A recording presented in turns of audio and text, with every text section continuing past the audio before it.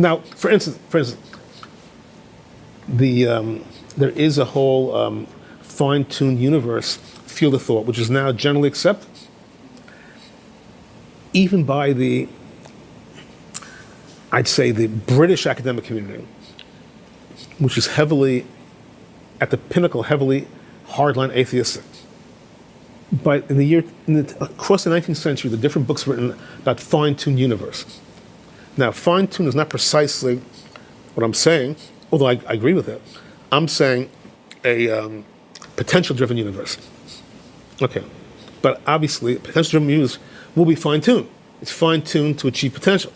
Okay, but they're looking at strictly from a laboratory testable perspective, which is what scientists do. I write metaphysics, and I'm not bounded by laboratory experiment. I'm bounded by what can be proven inductively, which means all the evidence points towards it. There's not one single piece of evidence countering it. So in order for my theory to be true, all the billions of data points across Wikipedia and encyclopedias have to all be consonant with the theory, and there can be no exception. It's similar to proving someone guilty of a murder by circumstantial evidence. All the evidence to point one direction, and you can't have anything to the contrary. It's not as ironclad as a regular scientific proof, but the universe is unbounded. It's hard for us to put the universe in a laboratory. It's hard for us to put the genesis point, meaning the genesis point, the earliest spark of creation, in the test tube. That's why philosophers of metaphysics were created. We may want to kill them, but that's why they're created. Fine-tuned universe, that the universe is fine-tuned for life, was written about across the 1900s, and sort of crescendoed in 1999, a book by Martin Rees, now Sir Martin Rees, Just Six Numbers. And he makes the case that 6 constants had to be fine-tuned for there to be the possibility of life.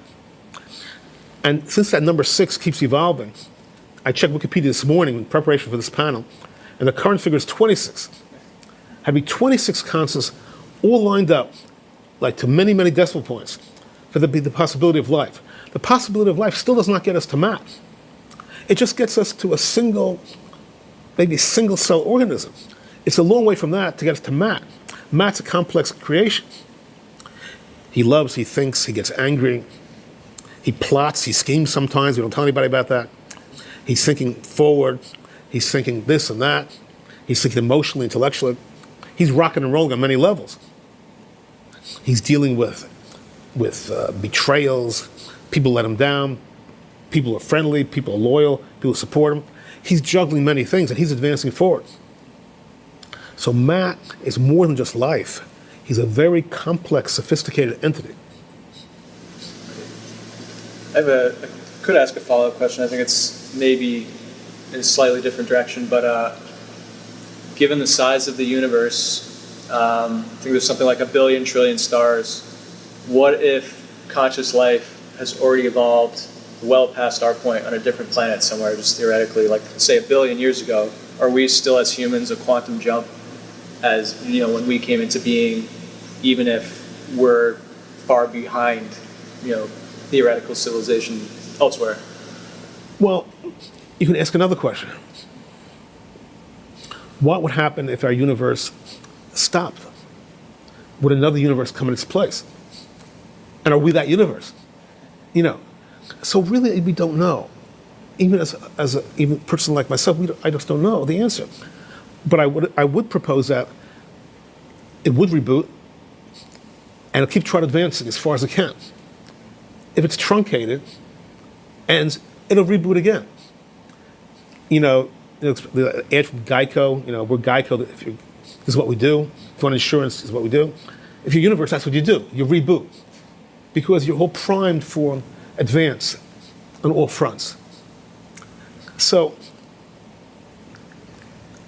the consciousness question, we don't know, you know. It's not so simple to evolve to Matt. We take it for granted because a lot of people who sort of look like you know, sort of seem like you, right, on the planet. we sort of take it for granted, But objectively, it's quite incredible. It's beyond a miracle. There's no word to really define it, even though we take it for granted. Now, I had an informal conversation with a friend of mine, and we both agreed, which other people had, if there was an entity in the universe, higher level consciousness than us, they would already have enslaved us. But we just don't know the answer. We're all egocentric, so we like to believe we're the highest level consciousness.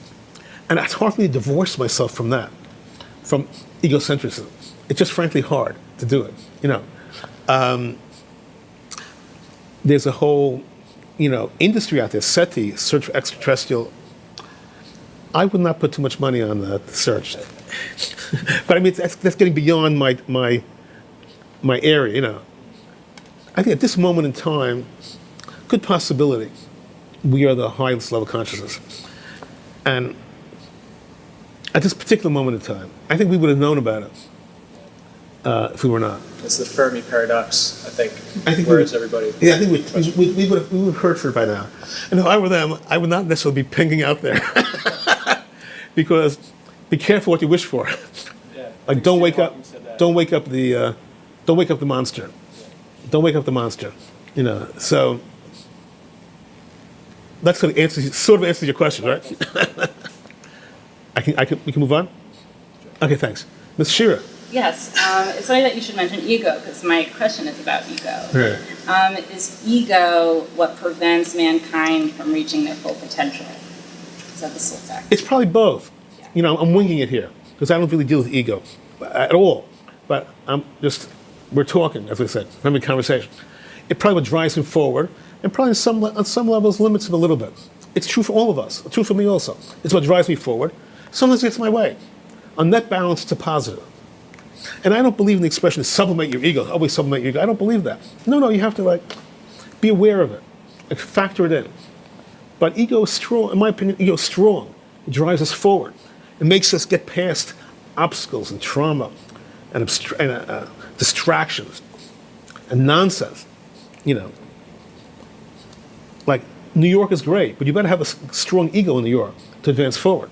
It's great, New York. You better have a strong ego. Strong enough ego, and you can be attuned to feedback. If you want to be close to friends, hints that cool it. You may want to cool it a little bit. Is that sort of addresses your question, right? Yeah. Follow up, please. No, to be honest, I feel a little unqualified on this panel. I don't have a degree in physics or philosophy. Okay, yeah, that's fine. So I'm sorry if this is a little out of left field, right. But I'm really curious about the future promotion of your theory. We live in this age of social media, and everything seems to have a brand, everyone. So what is the brand of the quest for potential? What does it look like? Is it for academics? Is it for people, mankind? Is it for people who only understand scientific foundations? It's in the realm what I call selling an idea. In my other life, my day job, I sell very expensive jewelry, rare jewels, like $300,000 average sales. Okay, when we get away with it. In this realm, I sell an idea. I'm selling one idea. And I joke around, they're both equally challenging, but equally doable. But you better have a great product. So first you have to have a great product. And then you have to push it out there. Now, having sort of gotten away with it in rare jewels, I've been endeavoring actually simultaneously. They're both on parallel tracks. I've been on both endeavors since roughly age 32, both tracks. And so I tell my staff, first you have to have red steak, and then you sell the sizzle. But you must have red steak. You must have a great product if you really want to go global, so to speak. Now, in both cases, my rare one jewels, we have a unique firm. We have no direct competition for what we do. And here, I have no direct competition. I like situations I have no direct competition. That it gets the juices going in me. I like this. I like this situation. Because you have more room to maneuver. The downside is that people say, what are you talking about? What is this? I've never seen it before. I've never heard it before. I know what you talk about. So it's a pluses and minuses. So it takes time to ramp up. If you have a new paradigm, and my little pro bono publishing company called New Paradigm Matrix, new paradigms are a beast of their own, and now, yes, why are you here, this panel? We're trying to wedge into it from a different direction. I have the books. I've had conferences. I have many articles, 100+ articles about it. We have 1.5 million plus database, 1.5 million academics plus 1 million non-academics. Email lists. We built it, meaning we invested heavily in it. Nobody has it, frankly. Nobody has anything like it that we know of. And twice a year we send out to 1.5 to 2.5 million the latest articles, yada yada. Third party. So I'm answering your question, right? We're trying to, so to speak, communicate an idea. My gamble is that I want to plant seeds, really, for the next generation of authors and academics. On some level, the current generation has to literally die off because they're too invested in the old theories. Their awards, their lecture series, their honors, they're heavily invested in old theories, whatever it is.